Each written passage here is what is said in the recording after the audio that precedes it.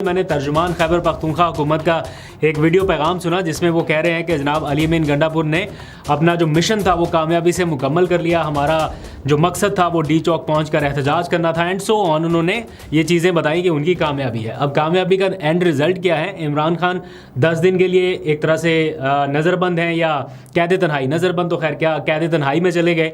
मुलाकात नहीं हो सकती। उनकी 2 बहनों के ऊपर दहशतगर्दी के मुकदमा, तीसरी बहन उनकी अदालतों के चक्कर लगा रही है। अली अमीन गंडापुर के नाकाबिले ज़मानत वारंट गिरफ्तारी जारी हो चुके हैं। इस्लामाबाद के प्रेसिडेंट आमिर मुग़ल के नाकाबिले ज़मानत वारंट गिरफ्तारी जारी हुए।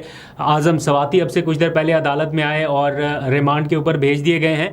प्लस खैबर पख्तूनख्वा हाउस भी सील हो चुका। बहुत सारे और नौजवान जो हैं वो इस वक्त मुकदमात की जद में हैं और दर्जनों FIRs और लॉन्च हो चुकी हैं। ये इस वक्त की सिचुएशन है और कहा जा रहा है कि कामयाबी से ये मरहला उन्होंने मुकम्मल किया। बहरहाल इस बात का तो एतराफ़ करना पड़ेगा कि आगाज़ बहुत अच्छा था, लेकिन एंड रिज़ल्ट जो है वो यकीनन मायूस कुन रहा और बहुत सारे लोग अभी भी डिसअपॉइंट हैं। लेकिन इससे भी ज़्यादा तशवीशनाक बात ये है कि अभी तक, मतलब ये सारा एपिसोड होने के बाद अभी तक PTI की जो टॉप टियर की लीडरशिप है, ठीक है वो रूपोश है, मंजरेआम पे नहीं है, लेकिन वो कारकुनान से एक डिस्कनेक्ट सा नज़र आ रहा है उनका कि अभी भी वो कारकुनान को इंगेज नहीं कर पा रहे, उनको एक्चुअल सिचुएशन नहीं बता रहे। ऑल्दो के अली अमीन गंडापुर ने अपनी पूरी कहानी जो है वो असम्बली में भी बताई, सहाफ़ी इमरान रियाज खान के साथ मुलाकात में भी बताई और भी कुछ लोगों के थ्रू पता चल रहा है और बहुत हद तक कन्विंस हो रहे हैं लोग इस बात पे कि वो गिरफ्तार नहीं थे। लेकिन अभी भी समहाउ लोग ये सोच रहे हैं कि नहीं, ये एक ऐसी कहानी है 12 इज़ला वाली के इसमें कुछ झोल बाकी है।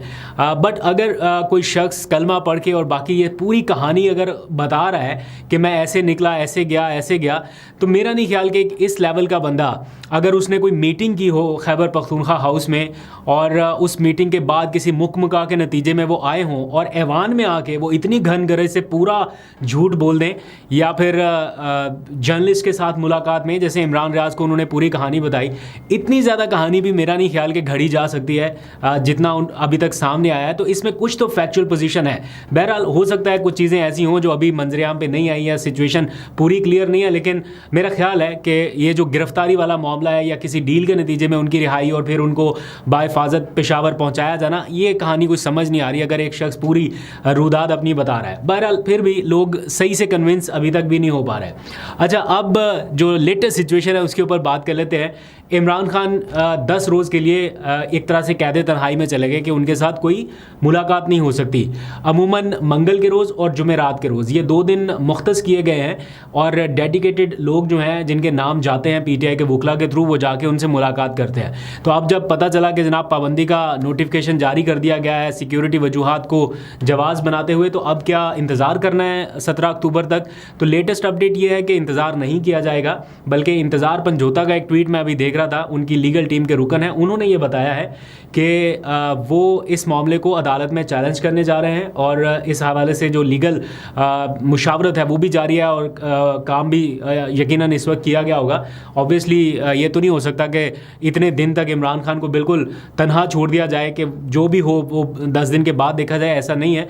मेरा ख्याल है अदालत से रुजू किया जाएगा और इसकी तस्दीक उन्होंने खुद भी कर दी है और जो तयशुदा शेड्यूल है यानी मंगल के रोज़ उनकी मुलाकात के लिए जो नाम भिजवाए जाने हैं, तो वो कह रहे हैं कि कल की मुलाकात के लिए हम नाम भी भिजवा रहे हैं पहले से ही कि ये लोग मुलाकात करेंगे और उस मुलाकात की इजाज़त के लिए वो अदालत से रुजू कर रहे हैं। अब देखते हैं अदालत इन सारे हालात के तनाजुर में क्या फ़ैसला करती है, इस्लामाबाद हाई कोर्ट से क्या ऑर्डर आता है। लेकिन ये बहरहाल वकला ने एक फ़ैसला किया है कि इस मामले को इस तरह से खाली नहीं छोड़ा जा सकता। ऑब्वियसली इसको लीगल फ्रंट पे फाइट करना है। इसी तरह जो खैबर पख्तूनख्वा हाउस को सील किया गया है वो भी मामला ऐसे नहीं छोड़ा जा सकता कि जनाब वो सील कर दिया तो CDA ने सील कर दिया, बस अब खामोश होकर बैठे जाए। इनका दफ्तर जो है PTI का वो भी सील हुआ था, फिर एक मुख्तसर सी अदालती जंग लड़ी उन्होंने और अपना दफ्तर जो है वो डीसील करा लिया। ऑल्दो कि वहाँ पर बहुत ज़्यादा फिर एक्टिविटीज़ उस तरह से नहीं की गई। अभी भी कोई पता नहीं है कि अंदर क्या हुआ, उसके बाद सील करने के बाद क्या होगा, वो महफूज रहेगा उस तरह से इस्तेमाल के लिए या नहीं। बहरहाल इसके लिए भी अदालती दरवाज़ा ज़रूर खटखटाया जाएगा और ऐसा लगता है कि आने वाले चंद हफ्तों में ये भी डीसील हो जाएगा, क्योंकि बहुत देर तक आप खैबर पख्तूनख्वा हाउस को इस तरह सील रख नहीं सकते क्योंकि ऑब्वियसली एक वफाक की इकाई का हिस्सा है वो। तो मेरा ख्याल है अदालतें इस बारे में जल्दी कोई फ़ैसला कर देंगी।